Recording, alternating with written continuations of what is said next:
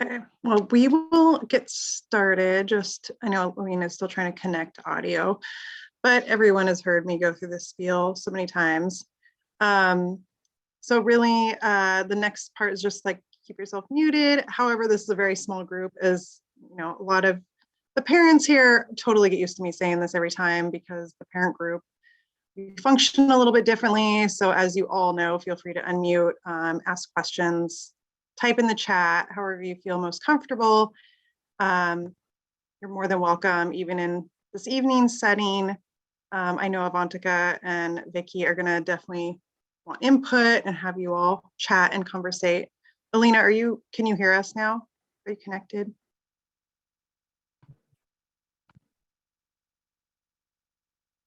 She may not be connected yet. Okay. So we're going to do a quick introduction. So if everyone, we're just going to go around with everybody. So I know that there's going to be a little more formal introductions, but we'll just all go through and kind of share this. I'll call on some of the parents first, and then we can call on us attendees from Dcyf as well. So I'm going to just start Lupe because you were the first one on. So you get to be called on first. You just want to share your name, where you're located. I know you can see our screen. So, and then the normal successes and accomplishments for you, your family, or your community. You want to share those? Okay. So my name is Lupe Mendoza. I am located in Walla Walla, Washington. I have 5 boys. My oldest is 22 and my youngest is 8. My oldest no longer lives with me. I am a grandma now, so I'm in that category with 4 grandbabies, 2 bonus grandbabies, and then 2 little babies that just turned a year old that are now walking. So if you ever think you are out of like the kiddo stage and not having baby things, you are totally wrong, because now I have a car seat in my car again.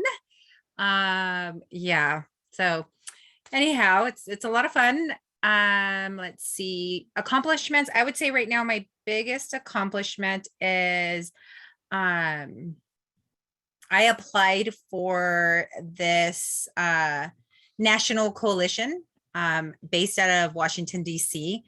And I was chosen one out of like, I don't even know how many people. So it's this year-long leadership type of advisory board where they are trying to make the CTC, so the child tax credit, they are, moving to make it permanent. And, they want to implement the change in the American Rescue Plan. So since way back when I started advocating on my journey, I was part of the Fair Start for Kids Act. So I am going to continue on this. So that's like one of my biggest accomplishments right now, that I'm super excited to start on this journey. That is so awesome. Congratulations. I know Vicky put it in the chat too. I don't know if you're looking at the chat. Thanks for sharing that, Lupe, with us. If we were all in person, I'm sure you'd be getting many hugs from all of your fellow parent members. All right. So how about Whitney? Yeah, Whitney Store. I am located in Linwood, Snohomish County. No real successes or accomplishments lately. Just kind of keeping on with what we've been doing, which I guess in its own way is a success. So, yeah. I was just going to say that. So, well, congratulations for keeping on. All right, Alina is about to connect. Oh, there you are. Are you connected, Alina?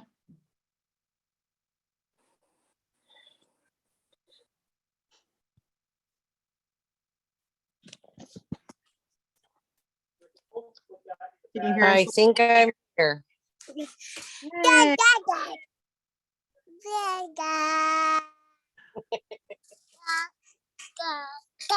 Oh, he's saying hello too. Yes, he is.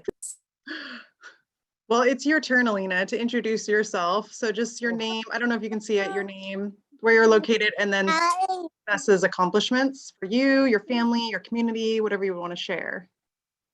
My name's Alina Swart. I'm over in Clarkston, Washington. If you know where that is, it's the very far bottom corner of the state. And I woke up this morning, and that is accomplishment enough. Agreed. Thank you. We're glad you made it. All right, so let's think. All right, yeah. So I will start. Chelsea, do you want to go next? Yeah, good evening, everyone. I'm Chelsea Thompson, and I'm located in Olympia, Washington. And I would have to say a big success is, so my family and I, we've been in the process for a while now of building our home, and it's been a wild ride, but the painters started today on our exterior part of our house. So super exciting. It's a big step. So I would say that would be our success for right now. One step closer. Yeah, exactly. All right. Kate. Thank you. Yeah. So my name's Kate Lawyer. I'm here with Avantika and Vicky as I work for the Government Performance Lab. I'm an assistant director for the lab. So I get to work really closely with Avantika, and I'm really excited that I get to listen in a little bit today. I am coming to you from Spokane, Washington, which is about 2 hours from where I grew up, and my sister just moved, and so sort of getting into the successes and accomplishment, we spent the whole weekend helping her move into her new house, which was a huge lift, and really happy that we got her set up with a nice new place. So that feels huge, and I'm definitely worn out because of it. So yeah, thanks for letting me join today. Thanks for joining, Kate. Avantika. Hi, everyone. So my name is Avantika, and I was born and brought up in India, actually. So I studied law and then worked with Indian governments to improve quality of public education. I came to the US about 3 years ago to do my master's in public policy. And now I work with Kate at the Government Performance Lab, where we work very closely with state and local governments in the US. I think an achievement that I want to talk about is my father's about to complete 34 years of government service back home in India.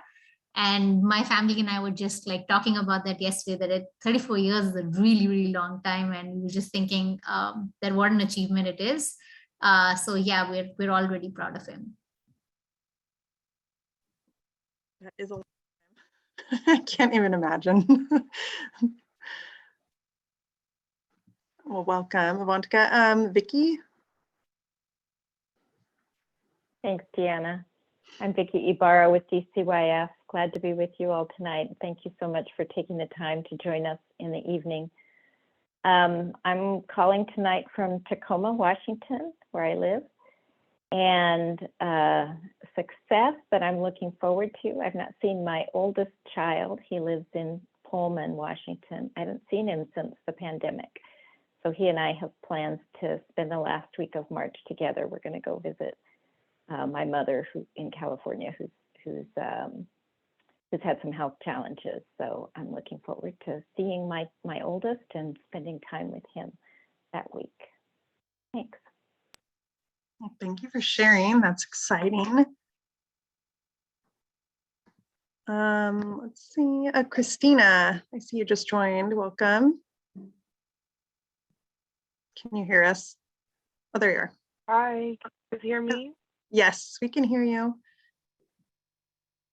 I'm Christina Cummins. I'm a parent. I am located in South King County, like Auburn area. Successes and accomplishments for our family. I now have another 8-year-old, and I have officially 3 of my children in the double digits. Oh my gosh, I have a 10-year-old now. We had birthdays that were successful. I'm just feeling a little bit older every day and making it through. I think those are accomplishments for us and successes. We have to take things, day by day sometimes, and we've been doing really well at that.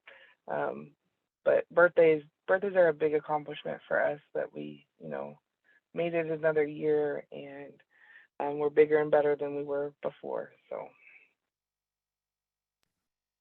Oh, I love that. I'm gonna have to say that to my children. Thank you, Christina. Well, welcome. I'm Deanna Stewart. I'm calling in from Steilacoom, Washington, and I feel Kate's pain. We just moved actually right before Christmas time, and we host Christmas every year, and I was determined to get into this new house and still host it. And so it was a super stressful time, but we accomplished it. It was fine. There were boxes still, and it was okay. Some of my accomplishments and successes, I guess, for my family were, I agree 100% with all of you. Sometimes it's just day by day. And I think I'm right there with you, and having multiple children in school and having one that lives here who is no longer in school. And all girls, we have all girls. So just sometimes getting through the drama days is a challenge. So we take all of our days one by one. Let's see. All right, I think we've gone through everybody. So I'm going to turn it over to Vicky. And Vicky, if you want to kick this off, Vicky, and as she is with DCYF, some of you may have seen her before because some of you have attended ELAC. And Vicky is the Director of Office of Innovation, Alignment, and Accountability for DCYF. So yeah, Vicky, welcome. Thanks, Deanna, and thanks again to all of you for spending some time with us this evening. As Deanna mentioned, I'm with the Office of Innovation, Alignment, Accountability in DCYF, and we support the agency to implement reform and do new and better things. And one of those new and better things we are attempting right now to support the agency in is to do some integrated service planning. So plan for substantial expansion of services in a variety of areas around the agency. The legislature's given us some work to do to expand services, contracted services, for clients in different parts of DCYF, in child welfare most especially, but also in our juvenile justice system as well as in our early learning system. So tonight we want to reflect back to you some things that we've heard from others about the kinds of services that are needed, especially to prevent families from entering the placement system with children out of home placement. Avantika has done some great work on the ground for us, interviewing service providers and others, and we wanted to share with you what we've heard and hear from you. Does it make sense? Does it not? Are there other things we need to be thinking about? Especially for, we're especially interested in services for Black and Native families, but I think we want to hear anything and everything you have to tell us about the service needs of families. The agency has a lot of services. In fact, fully half of the work of the agency is done through contracted service providers, whether that's childcare or ECAP or therapeutic services that we purchase or other kinds of services we purchase from providers in communities around the state. Half of the work of the agency, half of the money of the agency is done through contracted service providers, not directly through employees. So these service providers are in communities around the state. They may not even be identified with DCYF. The families in the community may view them more appropriately as their local service provider, their local ECAP center, their local childcare provider, their local mental health provider. May not even identify them with DCYF because in many cases, we are simply the funder and the provider is the actual service provider in the community. But those are important services. We pay for the services, we evaluate the services, we try to determine if they're effective or not, and we want to try to have the most effective services that families actually need to meet their needs. The legislature's been great about telling us where we need to do better in providing services, and it's also telling us where we can expand. So we're excited about the opportunity to expand services in the coming years, and just want to make sure we're doing our due diligence in that planning, and not just planning from Olympia, but planning what people actually need in their communities. So with that, I'm going to turn it over to Avantika, who will facilitate most of our discussion this evening. Again, I appreciate you taking the time to be with us. Thanks so much. Thanks, Vicky. And thanks everyone for giving us your time tonight. So let me first start by just giving you a simple overview of what is the project we're working on and what are the questions that I'll be asking you today and what is our purpose and what is the reason why we're doing so. So as Vicky mentioned, that Dcyf wants to improve prevention services, particularly for Black and Native families. So to simply put, by prevention services, I mean services that help keep families together. So some of examples of these prevention services that you might know of can be counseling services for parents and children, or financial supports for parents to pay for clothing and food, etc. So in the past couple of months, I've been interviewing a lot of caseworkers, staff members, as well as providers. I learned a lot of interesting things. I learned that the current service array doesn't really meet the needs of Black and Native families well. I also learned that people found it very difficult to identify what some of those missing needs and missing services were that could help Black and Native families stay together. So my task then became to focus on families, and particularly at-risk families who do not yet have children in out-of-home placements. I'm trying to answer what are some of these unmet needs of these families? What are some of the services that we can give to these families more earlier on so that we can help them stay together? I know that a lot of these questions can be answered by the community. So what I did was that I spoke to several community-based organizations like nonprofits, faith-based organizations, providers. Dcyf also encouraged me to speak directly with parents because we know that speaking with you can actually help us accurately answer some of these questions. So my purpose today is to pose some of those questions to you and really listen in and see what you have for me. So that was a bit of a long introduction. I want to take a few seconds here and see if anyone has any clarifying questions or doubts for me. I'd be very happy to answer that.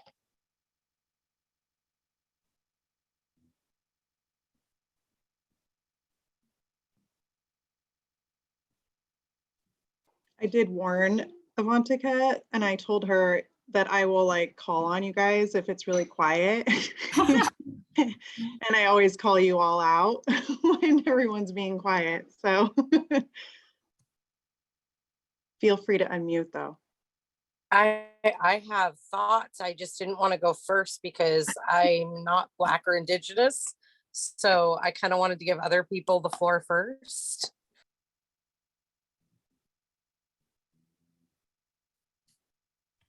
I say take it away, Alina, and break the ice.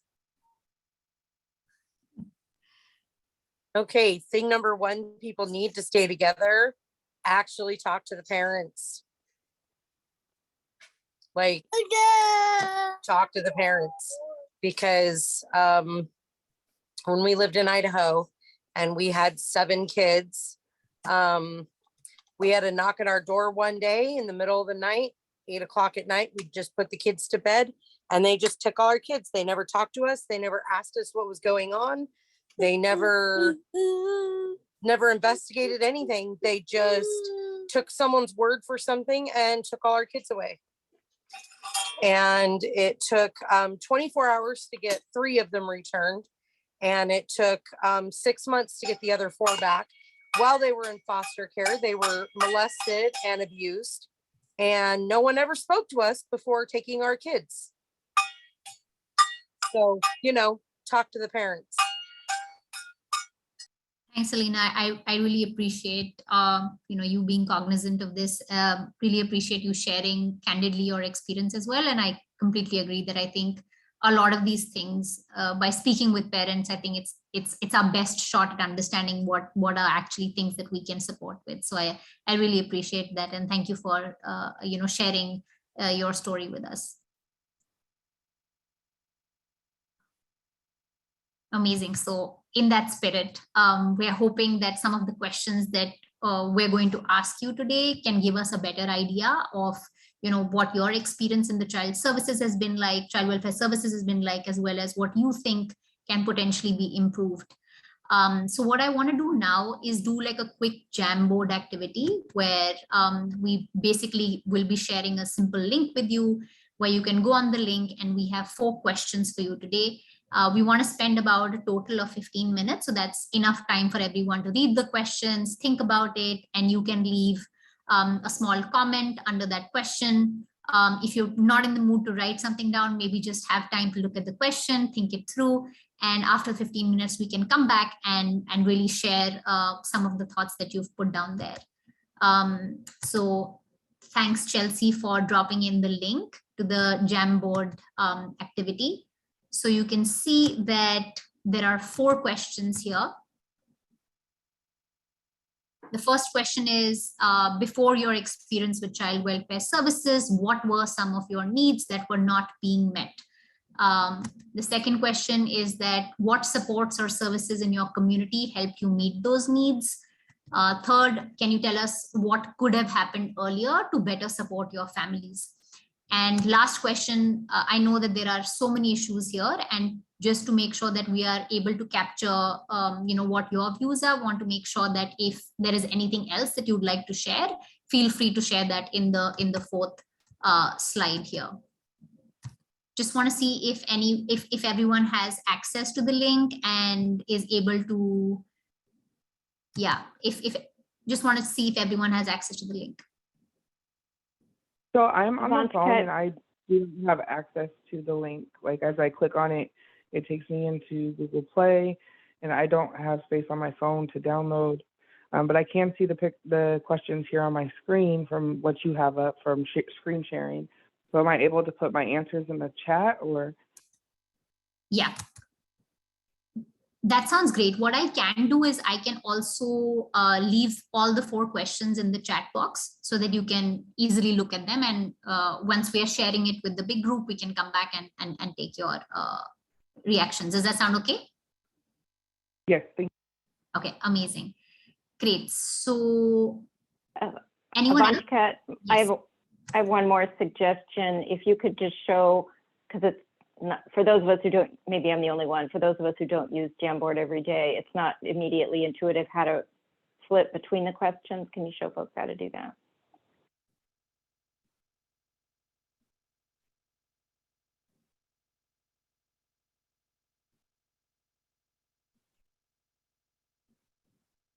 Awesome. Thanks, Chelsea.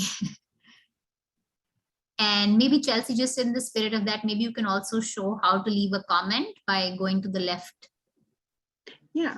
Yes, thank you so much. You want to click, I want to click the sticky note icon, and then it'll pop up, and then you can type your feedback in here and then click save, and then it should post to the question you're responding to. Awesome. Great. So it's about 7:30 right now. We can come back in another 15 minutes. So 7:45. Just want to make sure that everyone has enough time to think about these questions and share your comments and reactions with us.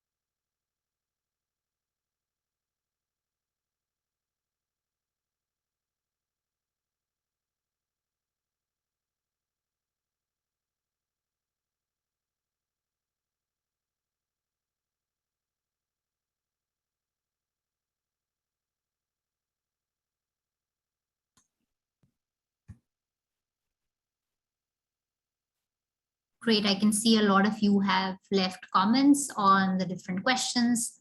I'm just going to give it a couple of more seconds just to see if any one of you is wanting a few more seconds to type down their final thoughts, and then I can bring everyone back to the discussion.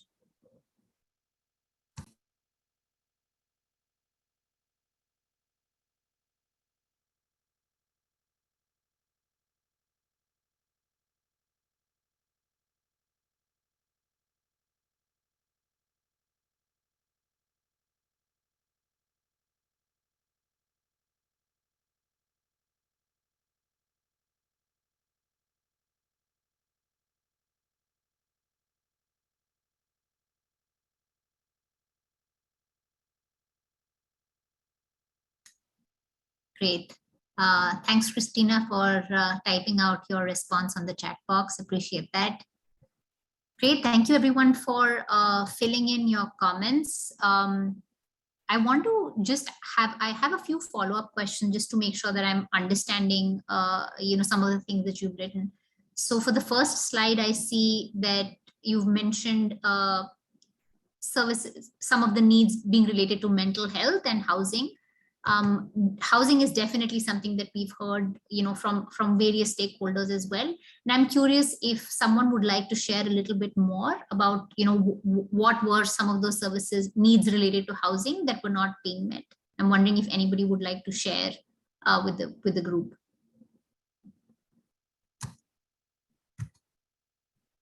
I would like to say, I know that I didn't include housing in what I was talking about.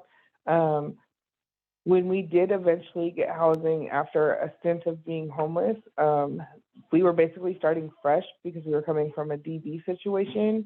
And there was like no support anywhere when it came to like trying to even get beds or like just basic supplies for the children and like helping us, transition from where we were from a shelter to, getting a place. There wasn't even any support in like helping try to find a place. Like it was, we ended up in a shelter ourselves because we got there because I made phone calls and so on and so forth. I got us in there, and then I worked my butt off every single day, calling places and so on and so forth. And then when I did find the place that I moved into, and I came up with deposit and everything myself, moved everything myself and the kids. And then we started fresh with like no furniture, nothing. And the social worker came into the home. Literally, she came into the home and she walked around and she like looked at the place, and there was an upstairs and a downstairs, and there was like a banister upstairs, and she was like, oh, well, we're gonna have to put some stuff here and so on. She's like, I didn't approve this place. Like that's all she had to say to me. And it's like, well, if it was past an inspection by housing and then past all these other inspections, like I worked my ass off for months, and I don't, we were basically, it was our last day in the shelter. It was like either be homeless or move into this place. And all she had to say, she wasn't any type of supportive or anything. And even after that, like she didn't help us do anything.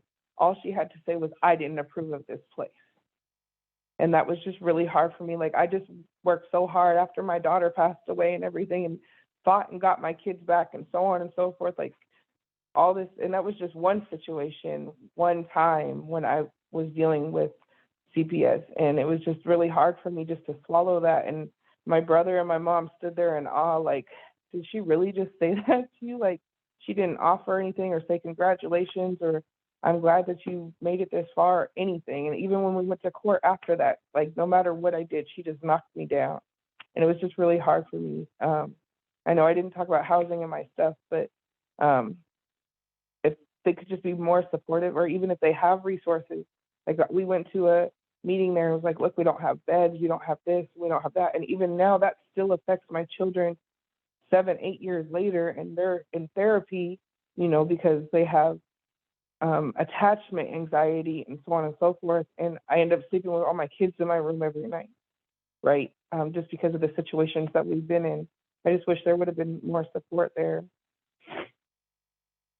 Because deposit and everything does first and last, that all costs money. And if you're starting fresh, you don't have beds and you don't have resources for anything, furniture or anything, right? Like we slept on the floor for months and months and months because I have, 7 kids and I'm trying to get beds for each of them and so on and so forth. Even just help with that, or even blankets or towels or anything would have been, helpful. And it was really hard for us. Thank you, Christina, for sharing that. I mean, everything that you've described, from requiring beds to blankets to, even requiring that kind of encouragement and support from your case social worker, definitely hearing how important that is to make a family feel that, that they have the support. And yeah, as Lupe mentioned, just the access and the support for basic needs. Really appreciate you sharing that. I also see Alina's hand up. Alina, would you like to share something? Yeah, as long as there's nobody in front of me. Okay. I've got a few things to share. First, I didn't talk about housing either, but I guess I should have. When I first left my ex, which was a DV situation, I left with very little. Just basically what I could gather up of my kids' things and my own things. I left behind the pots and pans because my ex threw me down the stairs because I wanted the pots and pans that I bought. The ones that my parents gave me for my hope chest and whatnot. I was thrown down a flight of stairs for wanting those. The DV lady that came from the YWCA was sent by Health and Welfare when I told them that I left the DV situation and that I didn't have a lot right now. When I went in to change my address, she walked in on a basket of a couple of dishes and a couple of things and set it down and was like, well, I know your ex and I think you're lying. And that was just a huge blow. Like, I literally was still covered in hand mark bruises. And she said she flat out did not believe me. So that was really hard. I got my own housing at that time.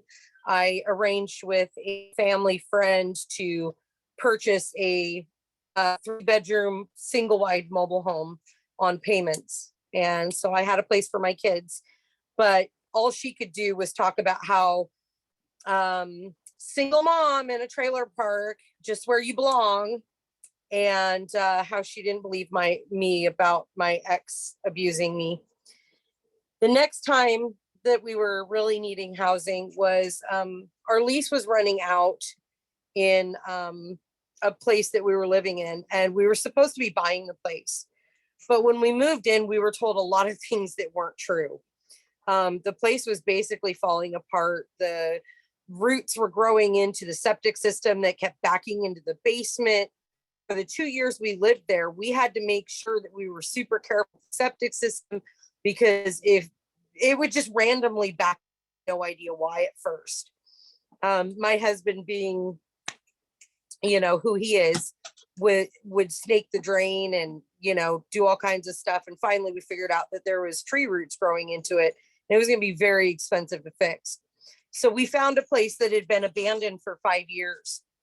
And the people up there didn't want us up there because it was a small, tight-knit community. And they were using the land to hunt on. They were, basically using the land as their own for everything. The water rights were on our property, and they didn't want us to have any of the water rights because there wasn't a whole lot of water to go around. And so they all made noise. And next thing we know, CPS shows up, takes our kids away because you can't live in a renovation with children. And we're like, people do it all the time. Just because we're renovating the kitchen doesn't mean that we can't take care of our kids. But they flat out said they didn't care if we bulldozed the place and built a mansion. It was too far out of town for us to have children. So they caused our homelessness. We had sunk thousands and thousands of dollars into this place, making it better and making a place of our own. 4.5 acres. The kids could have had a tree house. We were so excited because we felt like kids should have a tree house because it builds character. And we were going to get chickens, and we were really excited about getting chickens. And we had a place for our horse finally, and the kids loved it up there. But CPS worked every bit of our dream away from us, told us we couldn't live in a renovation with children. And so this is the second time our kids were removed, and it wasn't because we were abusing them. It wasn't because we were doing anything wrong. We were doing the best we could with the situation we had. We found the best place we could with what we had, and it was all taken from us. You know, our American dream was removed from us. And then they told us, well, in order to get your kids back, you have to have housing. And we're like, we do have housing.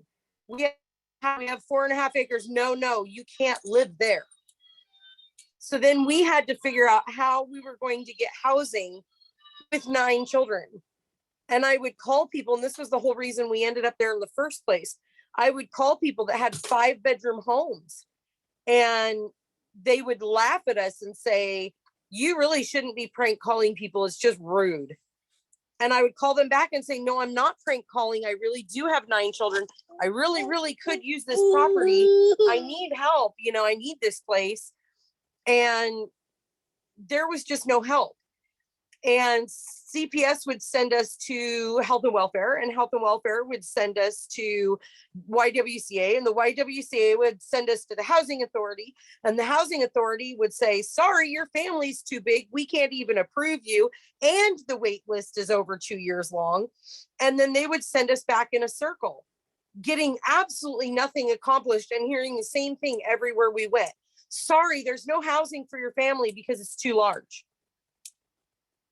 And so there was literally just no help for us at all.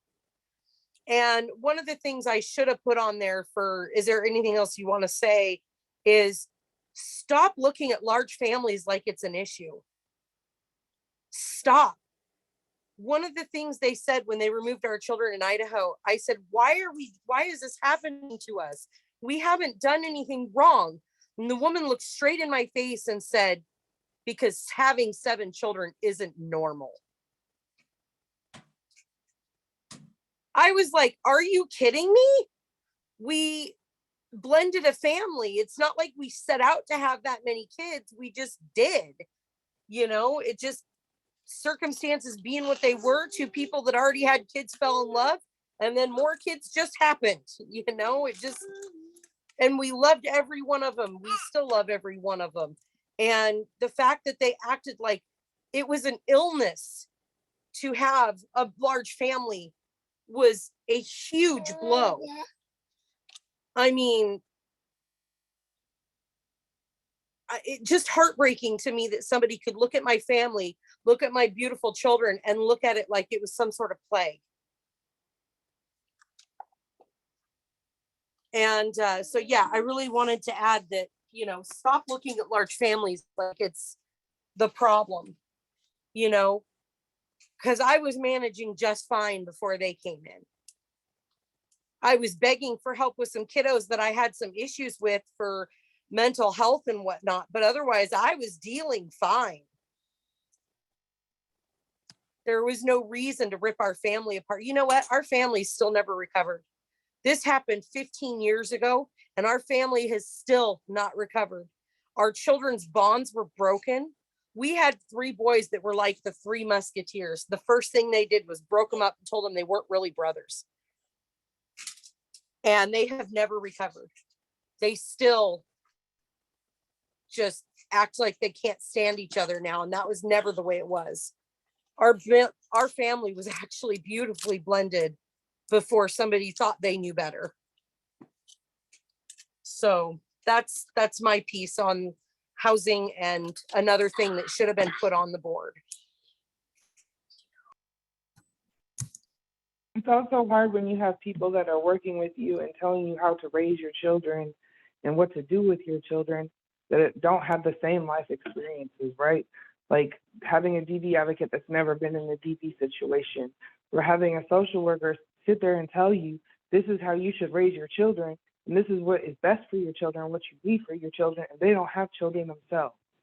And so then it's really hard. It's like, how do you even know what I'm going through or can relate to me or even understand if you don't have the same experiences that I have? And no, not all DV situations are the same, and not all children are the same. But if you've never even been close to that type of situation, you just have a degree that, you know, puts you in the place that you're in. And then you look at me like you're better than me, or you talk to me like you're better than, or you know more just because you went to school for something. Like, and that's also hard too. And you get a lot of pushback there. Like, us as parents, we're trying really hard. Like, you get this court order of this, and this needs to be done by this date. And it's like, okay, well, I did this. And then you go back to court and they're like, oh, well, now you got to do all these things. And it's like, it's frustrating because you feel like you're not being supported at all. I even ended up in my situation, my last time that I was dealing with CPS, in that situation, my own attorney kept throwing me under the bus, and I went and I fired her. I was writing my own court papers and everything. She would just be like, she would show up and then she wouldn't even let me talk or anything. It's a cycle. And I'm not saying that kids don't need support, and, you know, CPS, like, I know CPS is helpful. Like, it can help people. I know that. When I was, the first time that I had ever had to deal with CPS, I had an amazing social worker, Christy Archie, out of the Bellevue office. She ended up becoming supervisor and so on. She doesn't work there anymore, but and we stayed in contact. But she was amazing, and she was thoroughly helpful to me. But then when, you know, other things happened after I had more kids, you know, life happened, and, you know, people called or whatever. It was just nothing but, like, I was like, what is it, because we're in a different office? Like, is it because we're a different demographic? Like, I don't understand. And then every social worker after that, it was just like worse and worse and worse. And like Alina said, like, sometimes they're making the situations worse. Like, your kids are still affected to this day by what happened. My son is still affected. He still goes to therapy. He's been going to therapy since he was 2 years old. He's 12, right? Like, the first time that I needed housing, right, I was already in a house. I ended up becoming homeless the day my daughter passed away. And that wasn't my fault. I had already put a deposit somewhere. They decided that they wanted to rent it to somebody else. It was a place in Kirkland. They decided they wanted to rent it to somebody else. I found out that weekend. So that Monday when I woke up, when I was supposed to go, I had IFPS in my life. I was supposed to go and I was supposed to start moving that day. I actually called. I had to call a public storage place the morning I found my daughter and put all my stuff in storage, and then we're homeless. I called around to people. We ended up at a hotel that was ran by the YWCA. They gave us a hotel voucher. And then they want to come, CPS wants to come in.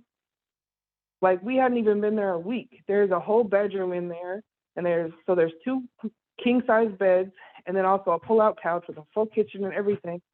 CPS want to come in that Friday, so literally 5 days later. I had already had public health nurses come in, all these other people come in and approve things. They had Project Safe Care going with me. They had all that stuff, and they had all came in and approved it.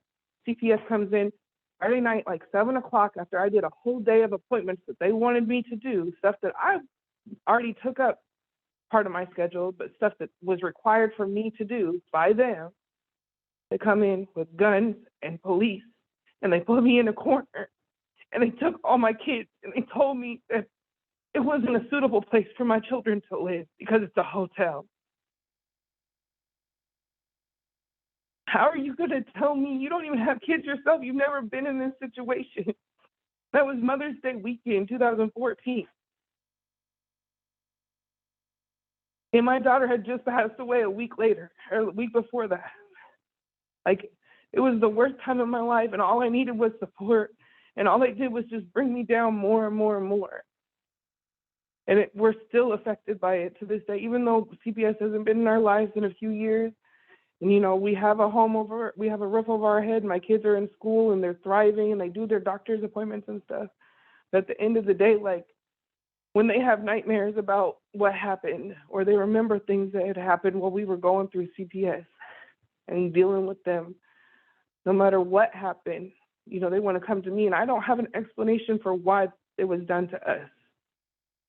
Why me being a single mom with no support wasn't considered okay, even though I was making it the best that I could. I might get off now and just let everybody else talk, but I just wanted to say that. Like, sometimes they're doing more harm than good. And you really got to evaluate, because I do know that CPS is helpful, Yeah. but I also know that it does do more harm than good depending on your situation. Yeah, definitely. Thank you, Christina. And I just, want to say upfront, I'm really sorry that you had to experience that. And I deeply appreciate that, you've shared this so candidly and so openly with us. I really, really appreciate that. So I'm seeing, yeah, go ahead. I just want to say something for Christina, because can you imagine losing your child, having other children, and all you want to do is cling to those other children after what happened, and they're taken from you, they're ripped from you. I mean, can you imagine that? That's all you want, is to hold on to what you have left, and they're just ripped from you. So I really want to stress that. Sorry, 2-year-old almost, and that would be really, really harmful to everyone involved. Yeah. Thanks, Alina. So I see that some of you also mentioned, the advantage when, let's say, the caseworker has a similar lived experience or comes from the same culture, that can also sort of help you build up a better relationship, and as well as that person being able to empathize with you. And so just in furtherance of that, I wanted to share 2 questions with you, because this is also something similar that we were hearing from other organizations. And I just wanted to take a quick response on that. So Deanna, Chelsea, whenever you're ready, feel free to share those 2 questions, 3 questions.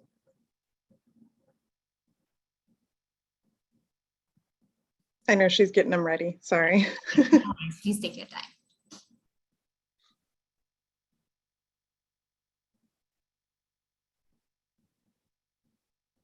While Chelsea's getting ready for those, Avantika, you just want to introduce them verbally?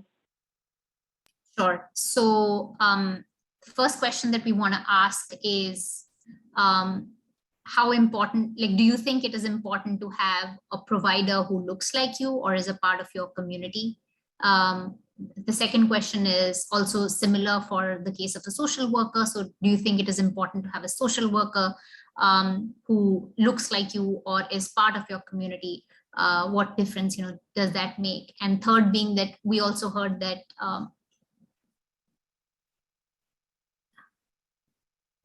great.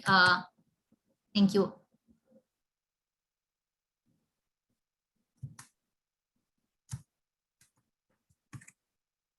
Right, and the third question, could you just move to the last question?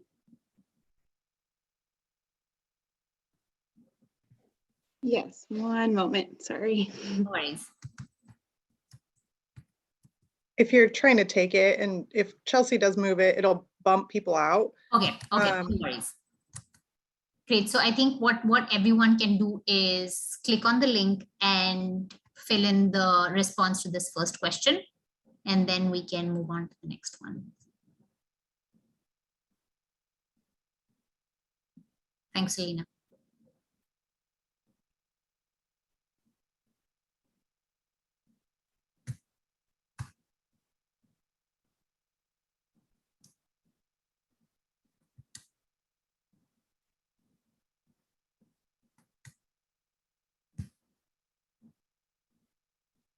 Okay, just giving another 10 seconds, and then we can move on to the next question.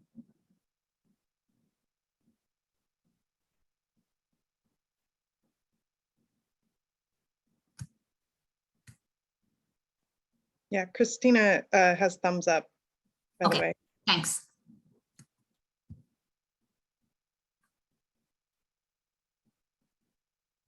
Right, so this question is sort of just following up what we've been hearing from you, and this is something about having access to parent advocates who can really sort of be on your side and help you understand what the system looks like, explain what the next steps can be, and really be as your support system as you're navigating through the system. So this is again something that we heard as a possible suggestion in a systemic manner to sort of help families navigate such situations. So just wanted to get your sense, do you think that this would be something that would be helpful?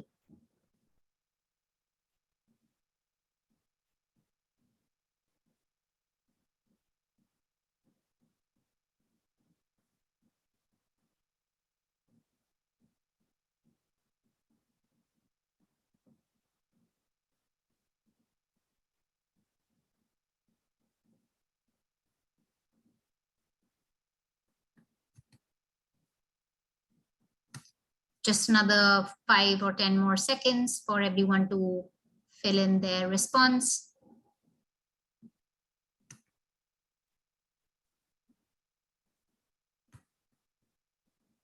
Christina gave a thumbs up for this one as well. Great, thank you, Christina.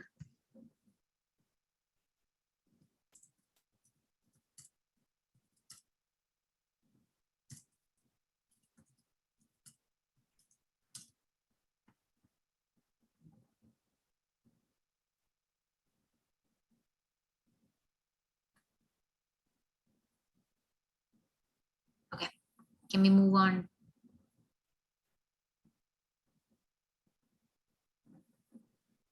Okay, so we just have the two, Avantika. The one that was going to be added was the same as the last one. Yeah, The first yeah. one we just, yeah. Got it, got it. I think we've got the answer to that as well regarding social workers, as well as Alina, and I think some other people have also mentioned. Yeah, Alina added some stuff in the chat too, which we will note as well. Thanks, Alina. Great. That last one is very important because I literally just had to explain to a kid that he's too sick to eat pie if he can't eat his dinner. Thanks. Great. So I think one of the questions that I had, particularly in regarding to, let's say, having a provider or a social worker who looks like you or is part of your community, most of you said that, yes, that makes a lot of difference. Alina, you also mentioned that someone who understands and supports my values. Could you give an example of that? Could you tell me a little bit more about it? Because, you know, how do you see that in terms of a provider or a social worker? Well, it can go many ways. First of all, the family values of having a large family.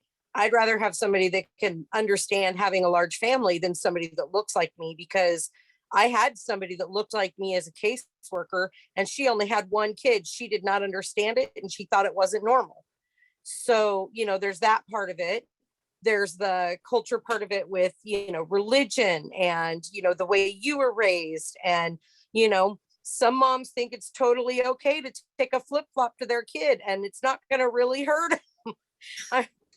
You know, there's just some things that are like, is it really hurting them? You're making a big deal out of it, but is it really hurting them? You know, I'm sorry, I've been smacked with a flip-flop, didn't hurt at all. And, you know, so it's just like different culture things and different, you know, things from your life and, you know, your community and the way you grew up that, you know, are kind of nitpicked or made to feel like it's not normal.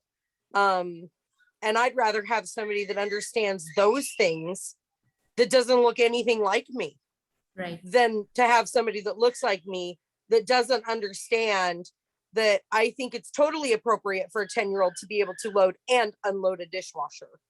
Yes, that was actually something they nitpicked. I had to pick one. A 10-year-old can't load and unload. They can only do one. And it, you know, just the ridiculousness of things like that. I would much rather have somebody that's like, yeah, you're right, they're 10. There's no reason they can't unload the dishwasher and put the dishes in the dishwasher. No big deal. Move on with your life. You're doing good, you know? But instead, I was told I was doing it wrong on a constant basis because I ended up with a person who only had one kid who understood nothing and grew up with a silver spoon in their mouth, never had to do anything, and felt that all kids should grow up the same way. And then they made me have a counselor come into my home and teach me to parent who had 0 kids and had grown up with a silver spoon in their mouth and felt like they never, you know, had never had to do anything. That was not helpful to our family at all. Like, not even remotely. So again, I would much rather have somebody that looks nothing like me, that understands, or at least open to listening to, you know, how I'm raising my children and how I think it's beneficial. You know, I think it's beneficial for kids to have chores. If you don't agree, then we're never going to see eye to eye. Right. Yeah, thank you for giving those very concrete examples of, you know, what those values might look like for you to be, for that person to be a good fit for your family. I do appreciate that. I'm also looking at some of the other comments. I know someone who also wrote that I can't stress enough how important it is to offer respite care for parents. And I'm wondering if whoever wrote that would share maybe a little bit more about that. Go ahead, Alina. That would be me again. Sorry, guys. So I had a couple of kiddos with tough mental health diagnosis. I had two that at the time were ADD, ADHD, and ODD diagnosed. One was later diagnosed with bipolar disorder because that's what was going on the whole time. And even though I kept telling the doctor, I know what I'm looking at, they kept saying she was too young to be diagnosed. I had no break at all from these behaviors that I was dealing with two of my kids. I had 6 children at the time, or 6 and 7. And then I ended up, my 7th was a micro preemie. So I'm trying to deal with a micro preemie on oxygen while these 2 are trying to kill basically my other children. And I had no break. I had no support. I went to a counselor and signed them up for counseling and said, I really need some help. You know, we need to get a handle on some of these behaviors. And I've tried everything I know. I've tried everything in my arsenal and it's not getting better. So I need your help. And because I wouldn't do the things that these counselors told me, like lock up all the food because they wouldn't stay out of the sweets, I completely disagreed with that. So they turned me into CPS and said I was starving my children, even though they're the ones that told me to lock up all the food. When I went to fire them is when they turned me in. That's when all of a sudden my kids were snatched out of our home. And so it was like, you know, respite care would have been really helpful to be able to go to a doctor's appointment for myself without worrying about whoever was watching my kiddos calling me going, oh my God, the child is on top of the refrigerator and I don't know what to do, would have been helpful. Yeah. There was none there. Idaho has it, but they only offer it when you're going through CPS stuff until you're established. You know, it's not something that you can go down and just ask for, you know, without like a bunch of stuff. Yeah. Washington doesn't have it at all. Unless your kid is in CPS care, you can't get respite care. And then you're not getting respite care. You just don't have your kid. The foster parents get respite care, but the whole problem was you needed respite care. Right. So that's not really solving the problem. There needs to be respite care. There are a lot of parents dealing with kids with disabilities, mental health issues, behavioral issues that just need to go to a doctor's appointment without feeling like their kid is going to murder someone. And I literally had children that if you told them no, they would go out of their way to rage at anything in their path. The cat, another kid, it didn't matter. They would destroy anything in their path while they were angry. And that was really, really hard not to have any support for that. And then to be made to look like you were the bad guy because you needed help and asked for help. And so then there was the judgment portion of it. You ask for help, you're being judged. Well, why do you need help? Oh, it's because you have a big family. You can't handle it. No, it was because I was having a hard time with these 2 kids with there's major behaviors going on and not knowing how to deal with it because there is no manual for a kid who is young and bipolar and undiagnosed and not properly medicated. And then you've got these doctors that are like, well, they're ADD, ODD, and ADHD. Let's throw this med at them. Oh, that wasn't enough. Let's throw another one. By the time my one daughter was, I want to say 6 years old, she was on 5 different meds. How is that helping? And if I didn't give her all 5 of those meds, CPS would take her away. Instead of going, oh, you know, this seems like a lot. Maybe we should find somebody to figure out what's really going on, diagnose her properly, and get her on a better med regimen. No, it was, if you don't give her those meds, we're going to rip her out of your home. So Right. Respite care is a huge help if you can get it. Yeah. But What the I'm other also- portion of that was when you ask for respite care, they act like they're rescuing you. Oh, we'll save you. We'll help you. These people can handle your kid when you can't. And that's not what it is either. It's, I just need to be able to breathe. I just need to breathe. I can't even go to the bathroom and breathe when these two are in my home because they're destroying something while I'm trying to breathe. I need to breathe. And I need it without judgment. And I need it without 50 billion pages of paperwork and hoops to jump through to get that help. Because it would have benefited my kids too. Yeah. I don't know how many times I got to the end of my rope and screamed at them because I didn't know what else to do. And that's hard to admit as a parent because you do the best you can. But when you're going on 8 consecutive hours of somebody trying to go out of their way to harm someone else, and you can't pay attention to any of the other children, there comes a time when you just don't know what to do anymore. Yeah. And I'm also seeing that if this support was provided to you early on and without, as you said, without that judgment, you would have felt so much more supported as a parent to go and like do your job, right? And because this support wasn't given to you earlier on, you increasingly struggled and were more vulnerable. I appreciate that. Thank you. I know we've talked about a whole variety of issues, and I know there were some other comments left on the JAM board as well. And I just wanted to give everyone a couple of minutes. If anyone would like to share something else that they haven't had an opportunity to speak, please go ahead and take the floor.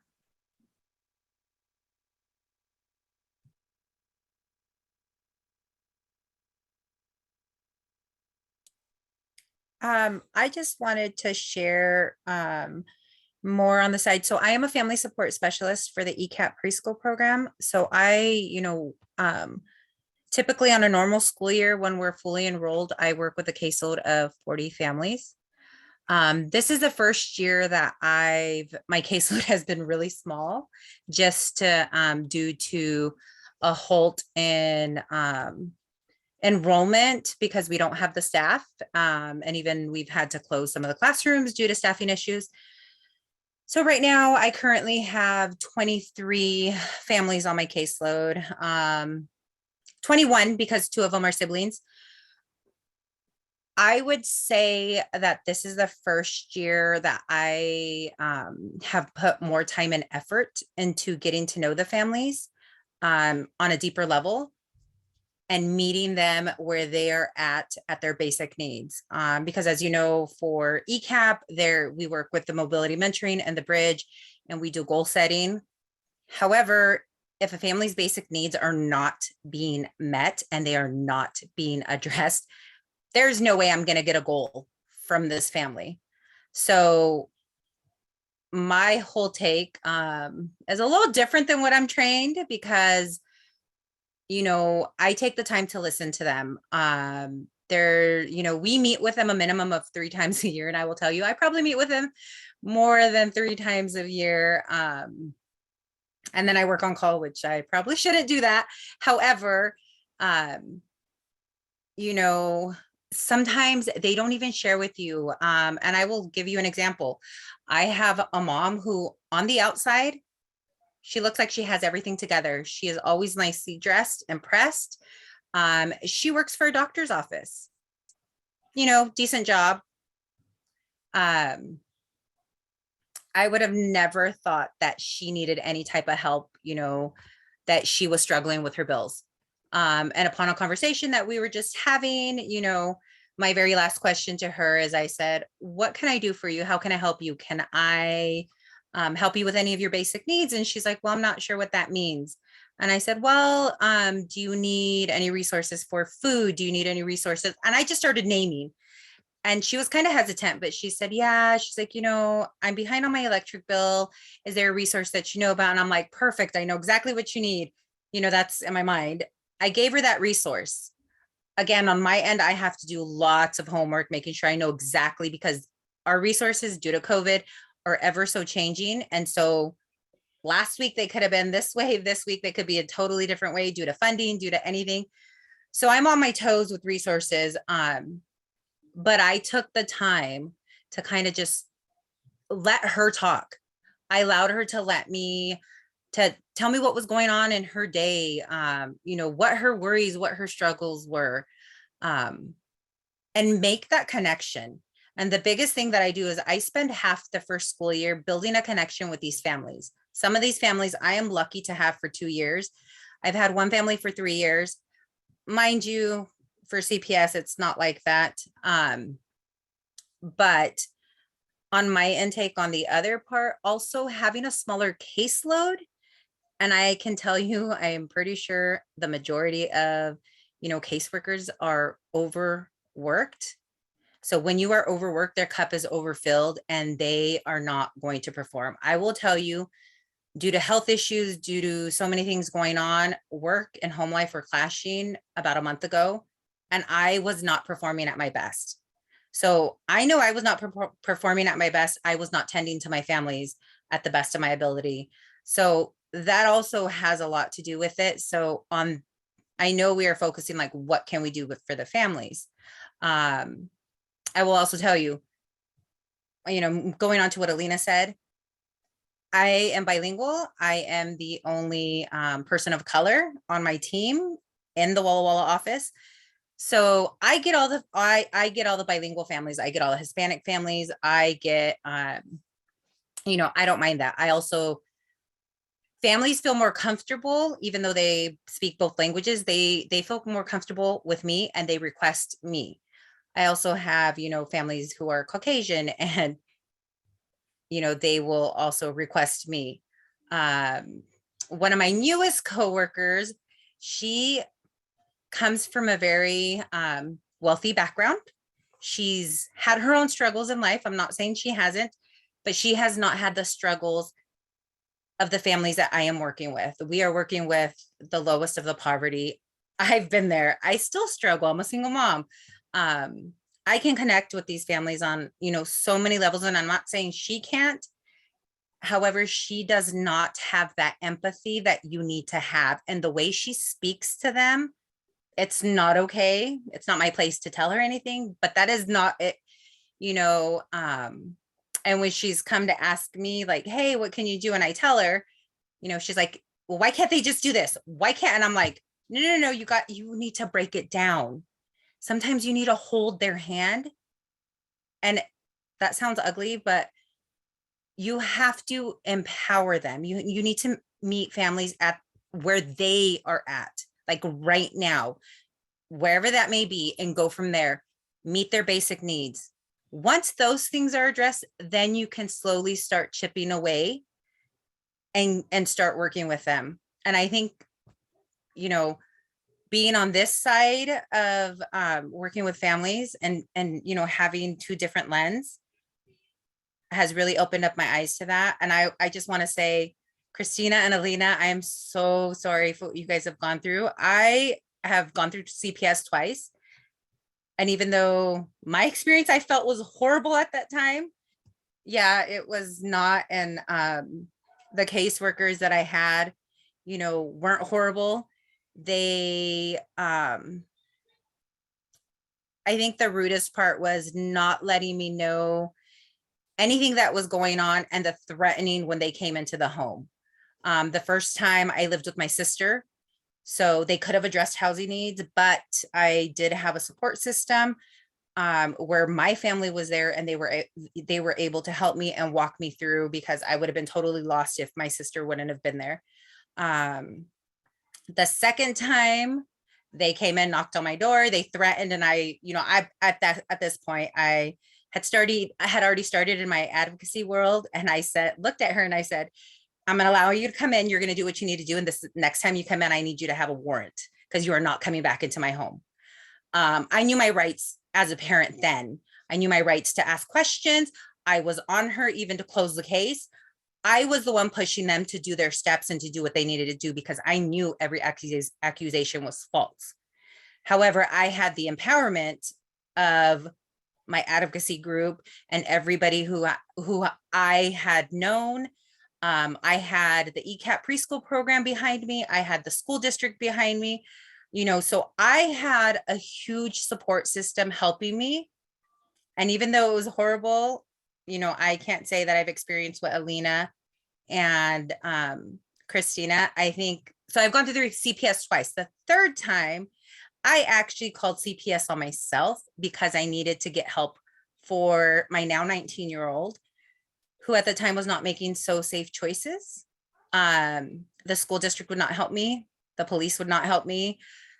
In turn, to get him into the at youth risk petition get him into that program, I had to call CPS on myself and file a own report. That was the scariest thing.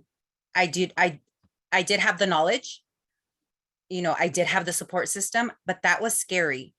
So I stopped to think, there are families that are in the same position that I am that need help with, teens that are at risk and they need intervention. Nobody wants to step in and help. And then when you're told, oh, well, we can't do anything, you have to call CPS. There's so many families that are going to say, no, I'm not going to do that. And I will tell you, my anxiety was out the roof. And it was a horror. That probably would have been, that was more horrific than the other 2 times that somebody else called CPS on me. And even then there was no help, none. And I'm going to tell you, by the grace of God, my kiddo did a turnaround, and it was me being on him and me literally having mental breakdowns. But the state was not any help. CPS was not any help. The caseworker was not any help. The mental help that they try to give my son, yeah, it was just, honestly, it was a waste of my time. And I understand, because at the legislative level, they changed so many rules that the police can't get involved. The school can't enroll. My kid found all the loopholes you could possibly find. He found them. But because as moms, we do not give up. I did not give up on my son.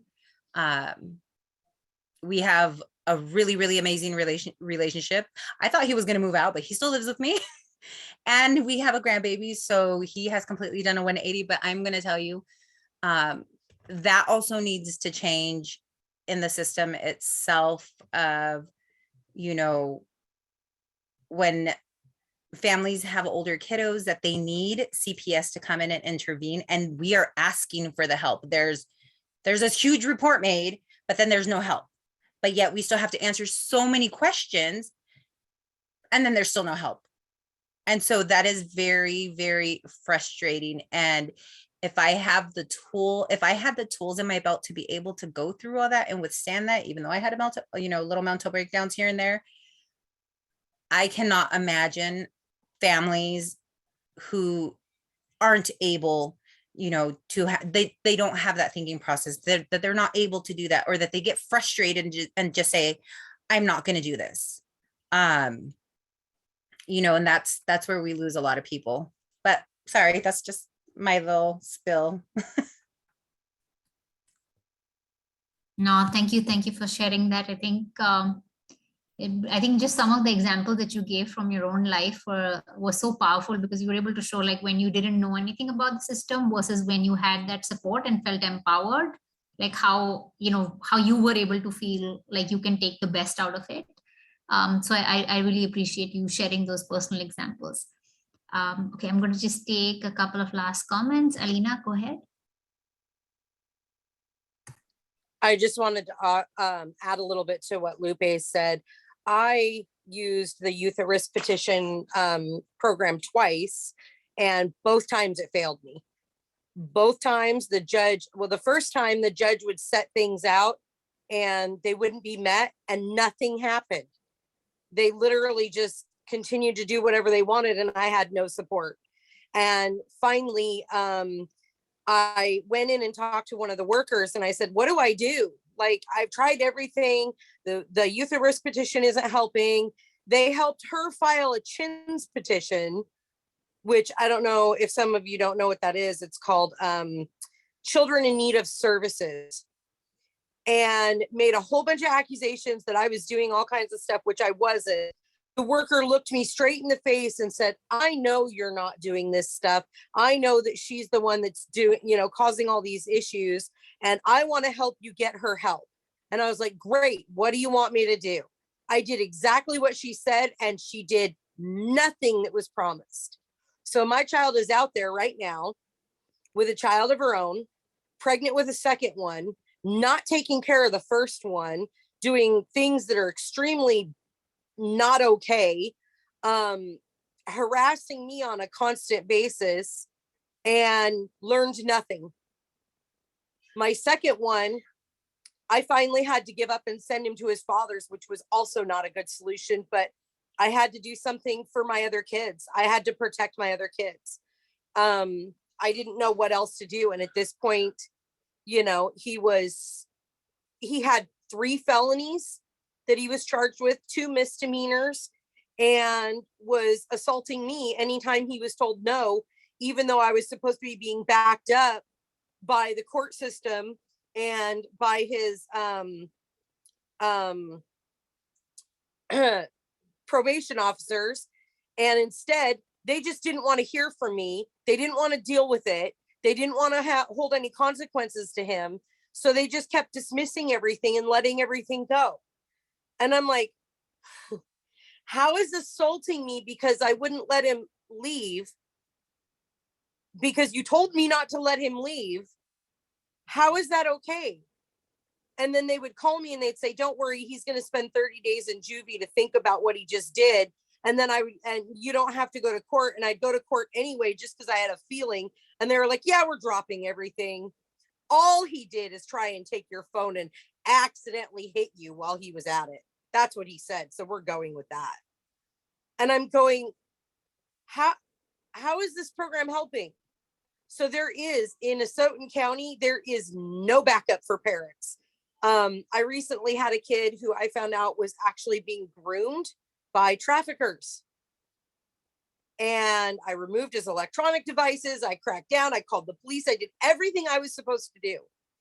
The police told me, just give him his devices back and change your password for your Wi-Fi. I just told you my child was being groomed by a sex trafficker. Did you not hear me? And they were like, yeah, they're going to find another way anyway. You might as well just give it back and let him have at it. What? This is the kind of support that is in Asotin County. There just isn't any. The probation officers don't help. They act like you're just being an overbearing, overprotective parent when you try and do what you're supposed to do. The court system isn't helping. The judge actually ordered my child to write a report on what he wanted to do when he grew up. Instead of saying, why are you assaulting your mom? This is bull crap. If you do it again, you're going to juvie. He said, let's write a report on what you want to do when you grow up. How is that addressing the issue? He already had a counselor. I told you that. He's been in counseling for years. I don't need another counselor. I need somebody to hold his nose to the grindstone and teach him that this isn't the way to go forward. So there's a lot of different stories of things that happen when you do turn to those services. Some people have success, some people don't. But honestly, the counseling they offer is subpar at best. And usually all they want to do is be buddies with the kid. I'm the one getting assaulted, but my son is getting gift cards for doing an anger management class. Where's my gift cards? I'm the one that got hit.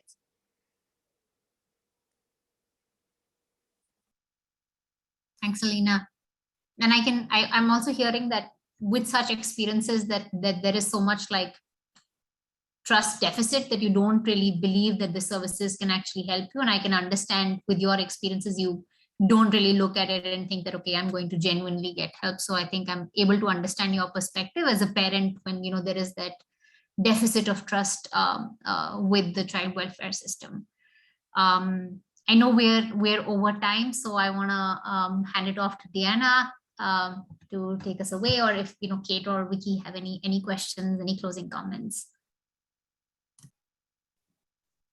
Sure. Thank you all for sharing. I really appreciate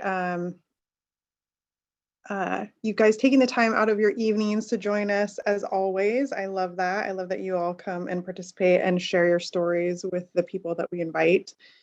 So obviously, you know the routine. We have a couple questions just to see if this was impactful and helpful for you all, so that we can continue to bring people to the table and gather your stories and feedback to help us internally at DCYF and beyond to better the system. So I know Chelsea put it in the chat, the link.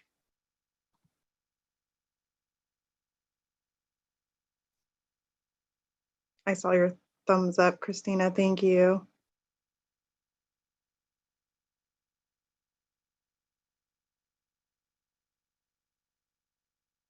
Perfect.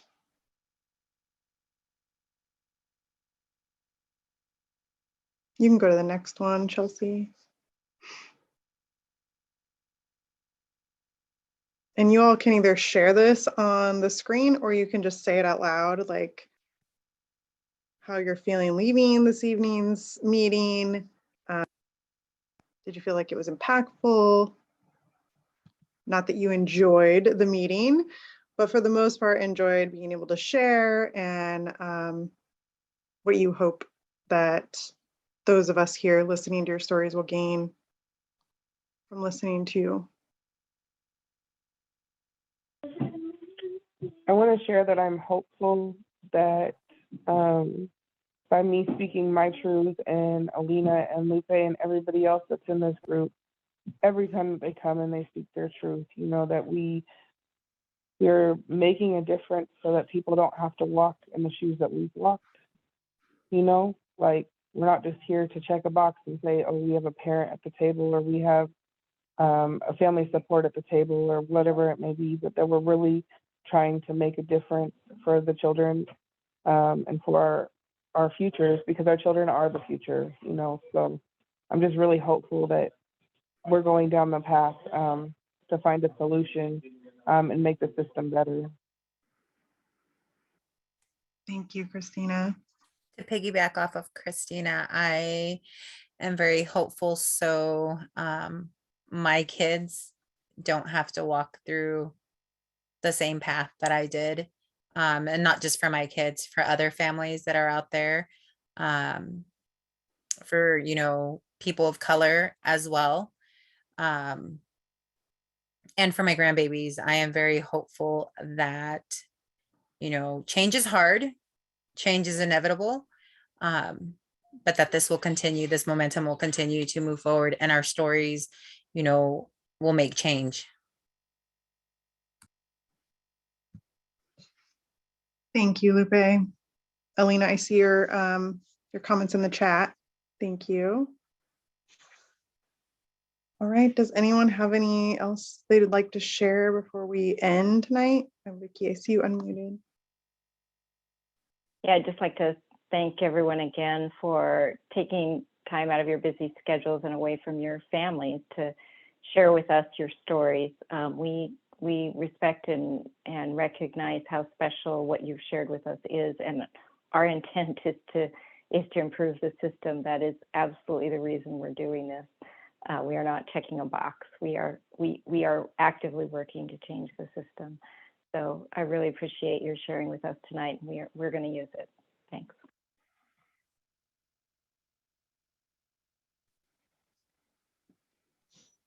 Yeah, thanks. I'll just add my thank you to what Vicky shared so eloquently. Again, this is so rich and so valuable, and really appreciate everybody taking the time.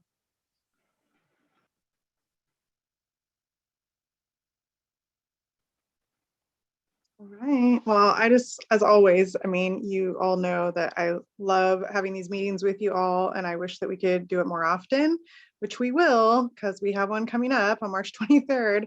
And we'll be sending out information about that, as well as talking with you next about meeting in person. So we will come on the 23rd to have that conversation with the parents. And thank you again for sharing and constantly showing up and being able to share your stories and experiences so well. So we all appreciate you. I hope you all have a great night. Thank you. Thank you. Good night. Bye. Good night. Good night.